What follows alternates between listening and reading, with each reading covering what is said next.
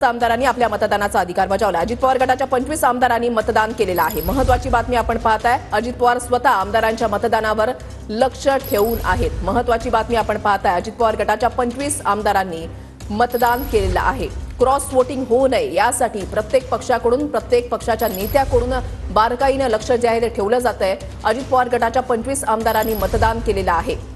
महायुतीच्या आमदारांकडून मतदानाचा अधिकार जो आहे तो बजावला जातोय। आतापर्यंत महाविकास आघाडीच्या एकाही आमदाराकडून मतदान जे आहे ते झालेलं नाहीये।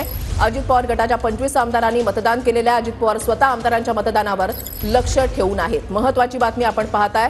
अजित पवार स्वतः मतदानावर लक्ष ठेवून आहेत। आतापर्यंत एकूण 124 आमदारांचं मतदान झालेलं आहे। 2 तास झालेले आहेत। 9 वाजता मतदानाला सुरुवात झालेली आहे आणि आतापर्यंत 124 आमदारांनी आपल्या मतदानाचा अधिकार बजावलेला आहे।